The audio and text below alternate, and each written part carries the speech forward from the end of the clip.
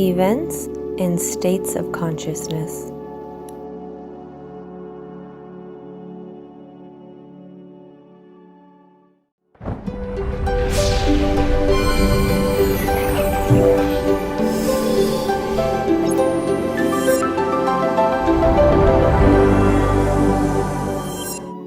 States and events. Working on oneself begins with observing or self-observation. But what are we observing? We are observing our inner state and seeing how it is separated from the outer or external event. Then we will see how we can modify our inner state to modify the circumstances of life that we attract. The physical body is one of the wonderful instruments that human beings have to express themselves. Many times we find people who radiate an attitude of happiness, confidence, health, optimism, sympathy, love, etc. These people quickly gain friendships of all. They possess a force of attraction much like a magnet. Other people lack that wonderful, positive magnet and radiate something different. Distrust, fear, different types of rejection, to name a few. Gnostic psychology teaches us that the character of a person depends on his internal state. The character of a person does not develop in the physical body, but rather is expressed through it. So to modify our magnet, we must start with our character, and because our character depends on our internal psychological state, we must learn how to observe our psychological states. We can affirm that each event is complemented with this or that internal psychological state. Understand that internal states are good or bad dispositions, worry, depression, superstition, fear, suspicion, mercy, self-esteem, overestimation of oneself or of others, underestimation of oneself or others, states of happiness, states of pleasure, etc.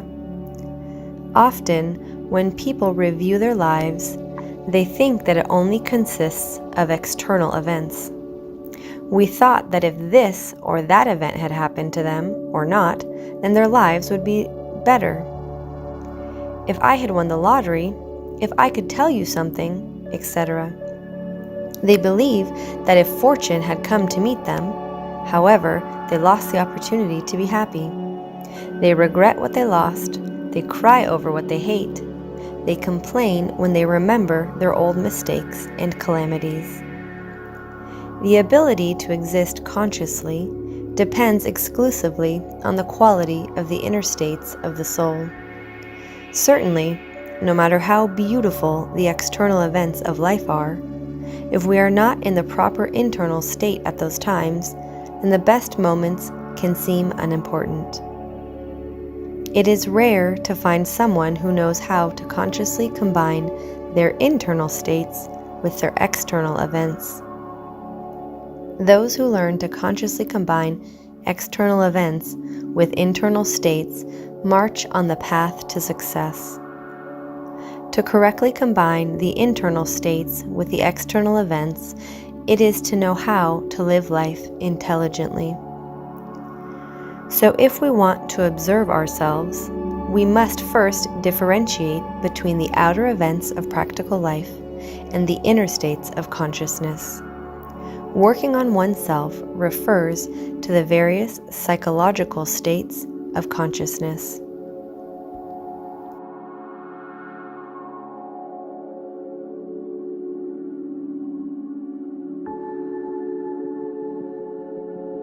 Consciousness and reality. As we have seen, our states of consciousness determine and define what our life is. Today, science affirms that our perception of reality is closely linked to where we put our attention.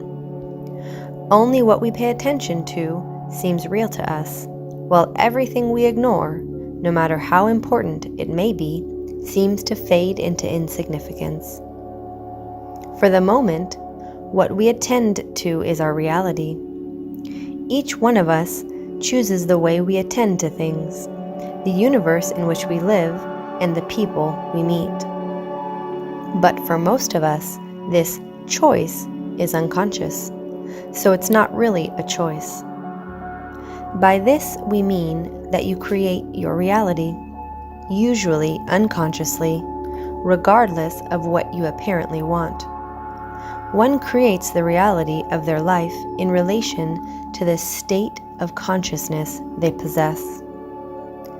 Our life can be happy and pleasant, or miserable and unhappy. If we are able to establish ourselves in a state of higher consciousness, our life will be significantly modified, since we will be acting on the causes that originate the circumstances. We could say that heaven or hell are different states of consciousness in which we live certain realities. Heavens and hells. The existence of a region where the blessed or condemned reside after death has existed in almost all civilizations. However, according to their geographical location, the time they have existed, and the influence of their cultures, heavens and hells have been described in different ways. Heaven, known in Latin as caelum, is a concept from beyond, present in many religions and spiritual philosophies. Angels and human earthly souls have also been defined in religion as the dwelling place of God.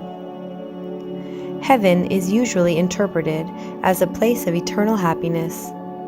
It is generally believed that the relationship between this concept and the celestial sphere was first proposed by the ancient priest astronomers. This superior region has been present in different cultures and civilization. Among Buddhists and Hindus, nirvana is the state of being liberated from both suffering and the cycle of rebirth. Among the Greeks, Olympus was the abode for the gods, but the Elysium was the sacred place where the shadows of virtuous men and heroic warriors led a happy existence amid green and flowery landscapes.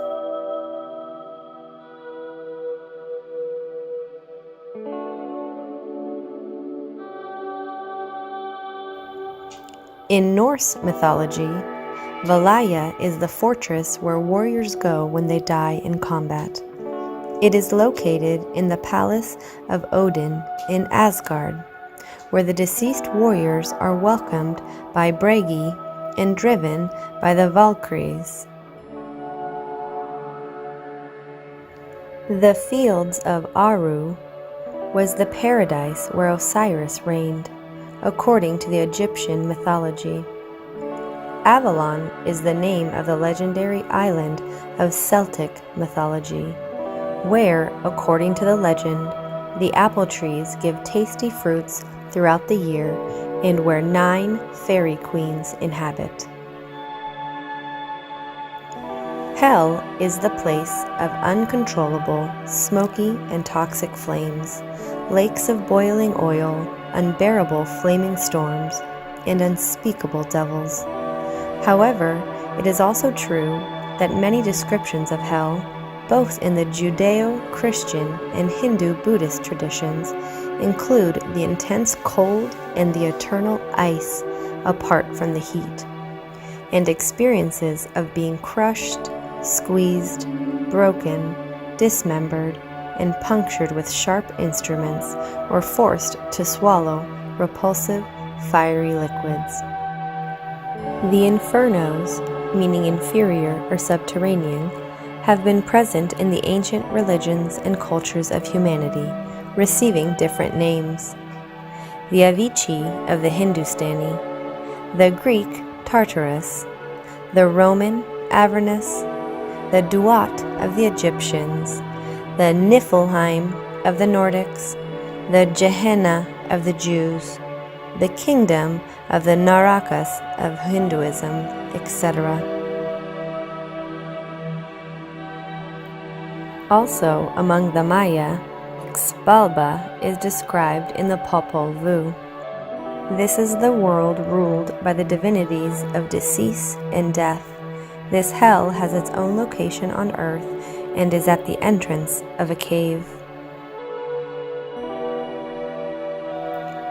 The true meaning of these universal concepts of heaven and hell come from this psychological fact, that heaven and hell are states of consciousness that are within us.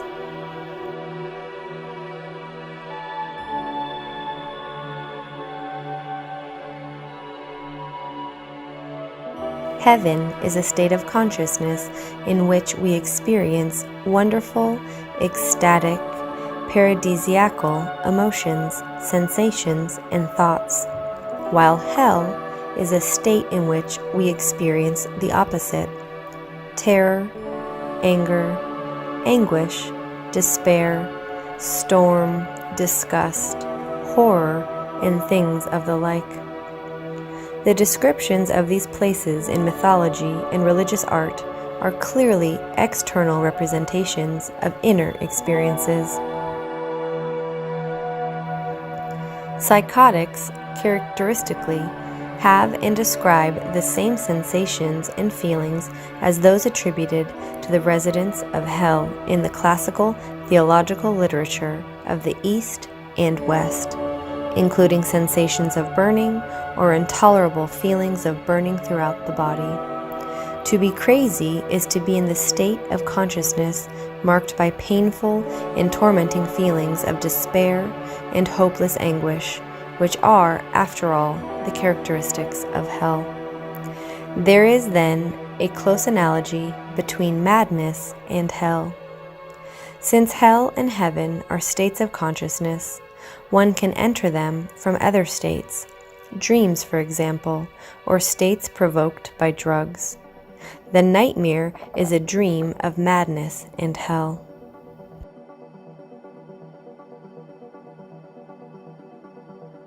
The four states of consciousness.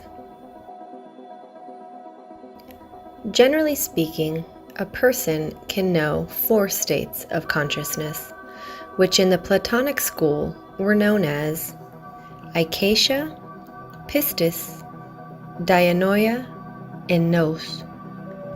The development of human consciousness throughout its four possible states travels from ignorance to knowledge, from pain and suffering to happiness and fulfillment. Spiritual perfection is possible by moving from one state of consciousness to another. The alchemists use the metaphor of the transmutation of lead or basic metal into gold.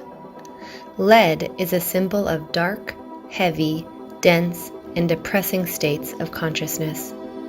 Gold symbolizes the quality of consciousness, which is gleaming, radiant, reflective, bright, valuable, and similar to the sun.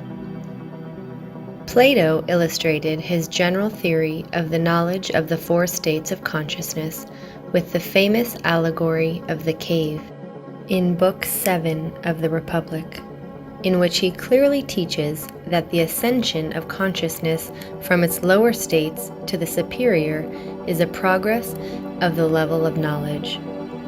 Plato considers this ascension of consciousness as a series of conversions from a less adequate cognitive state to another, more complete state of knowledge.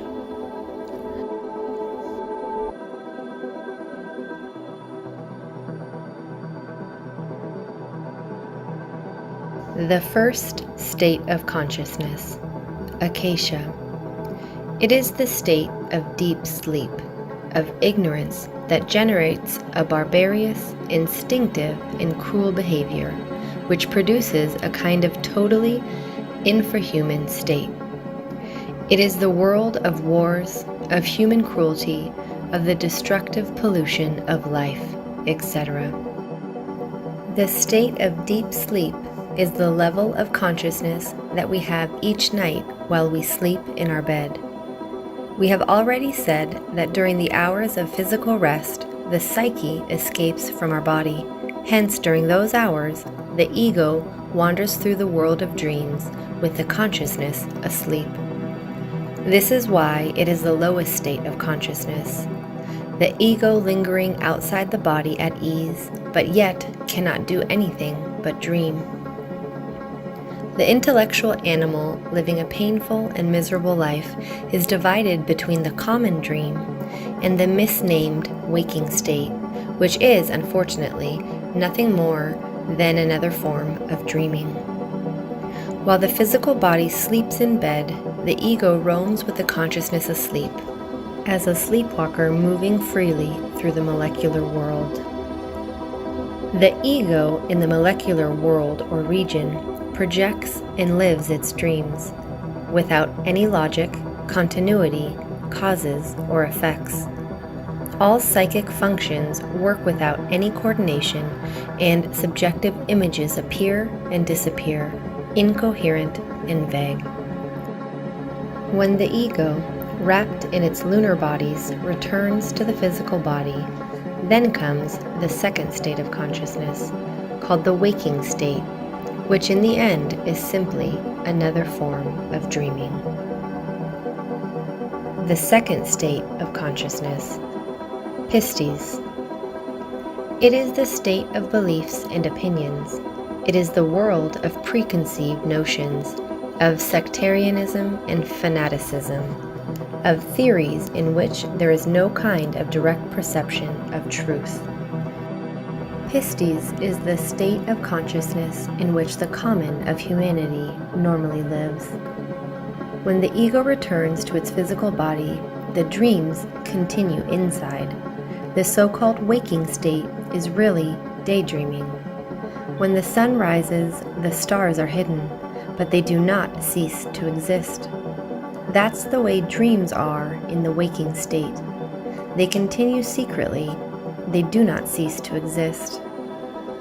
This means that the intellectual animal, mistakenly called man, only lives in the world of dreams. Very wisely, a poet once said that life is a dream. The human being drives cars dreaming, works in the office, in the factory, in the field, dreaming, falls in love, dreaming, gets married, dreaming. Very rarely in life are we awake. We live in a world of dreams and firmly believe that we are awake. In this second state of consciousness, or waking state, we spend more than half of our life. In this state of wakefulness, as it is called, we find ourselves dreaming, walking down the street, writing books, talking about sublime matters, participating in politics, dictating laws and rules of conduct, imposing morals, making projects, building bridges, etc. The first state of consciousness, Akasha, is the lowest state, but this second state of pistis is the most dangerous. In this waking state, or daydreaming, we repeat mistakes, always suffer for the same reasons, and we cannot control even our own thoughts. It is more dangerous than deep sleep because it is in this state where one can declare war, attack your neighbor, exploit the weakest. We can abuse, harass, assault, enslave, steal, kill, etc. And in this dream state, we want to lead the world if it is possible. This is why it is the most dangerous. In the first state of consciousness, called deep sleep, we are passive. That is to say, we cannot do anything in the physical world, since our body rests in bed, nor in the world of our dreams, as we just wander around that dimension. In the state of deep sleep, humanity is immersed in its dream. It does not matter if we remember it or not, but ultimately we are immersed in our own dream. In the second state of consciousness, in the so-called waking state, we believe to be awake at first sight.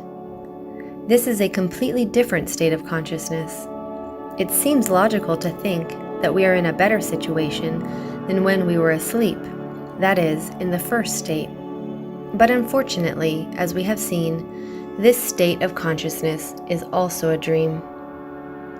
Although it is a superior level to that of the first state, which we cannot deny, because from this second state we are able to go up to the third state of consciousness, the state of self-consciousness.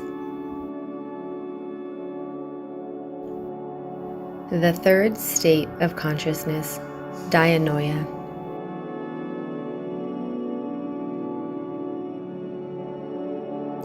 This is a state of intellectual, cultural awareness based on analytical, scientific thinking, review of beliefs, and conceptual synthesis.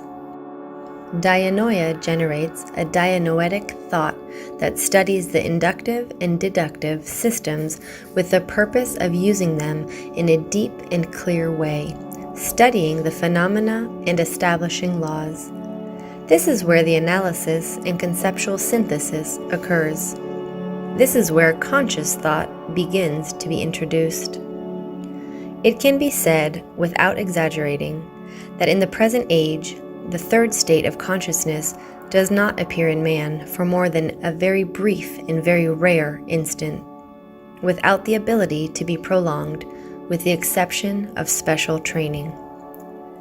For the vast majority of people, even the educated and intellectual, the main obstacle to acquire self-awareness is that we believe that we already possess it.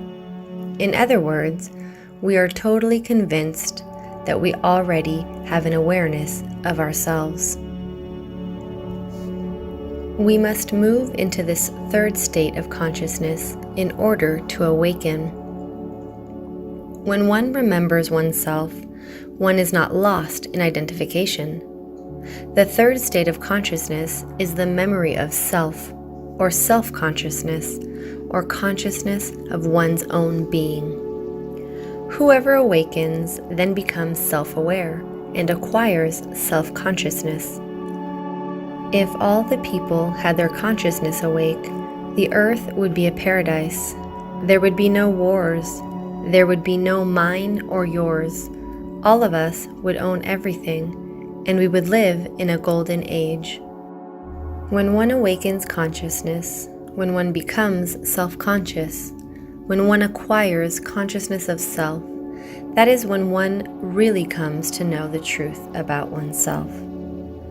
Before reaching the third state of consciousness, or self-consciousness, one does not really know oneself, even when we believe we know ourselves. It is essential to acquire the third state of consciousness before we can move to the fourth state.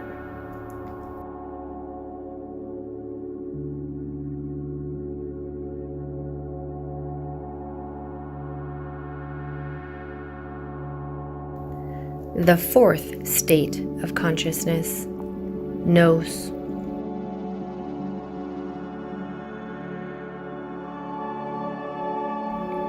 It is in the state of continuous awareness, the world of intuition, of objective clairvoyance, and of perfect inner illumination. Nous is the world of the divine archetypes. Noetic thought is objective, synthetic, and enlightened. This state of nous confers a fully awakened consciousness, and the individual who reaches it becomes Turaya, enlightened. The state of Turaya is very sublime, and only those who work all their lives on themselves are able to reach it. The highest states of consciousness that man can reach include the world of intuition and objective consciousness. The oneric experience of the noetic state belong to the archetypal realities. Allusions abound to this kind of experience in the history of humanity, particularly in sacred texts such as the Bible.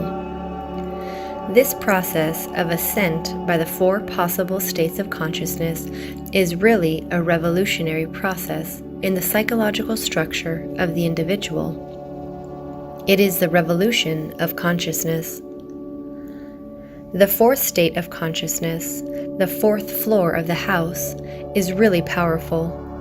Only those who reach objective consciousness, the 4th state, can study that which lies within themselves and see the world as it truly is.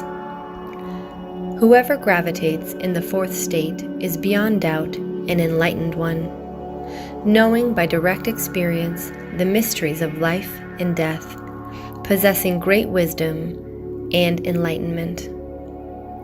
In general terms, these 4 states of consciousness are known as the dream, the wakefulness, the self-consciousness, and the objective consciousness. But even having the possibility of knowing these 4 states of consciousness, people do not actually live in more than 2 of these states, sleep and wakefulness, although in reality the latter differs little from deep sleep. Self-awareness is a state that people believe they have, although in reality they are not aware of themselves, except for the very rare sparks which occur at exceptional moments.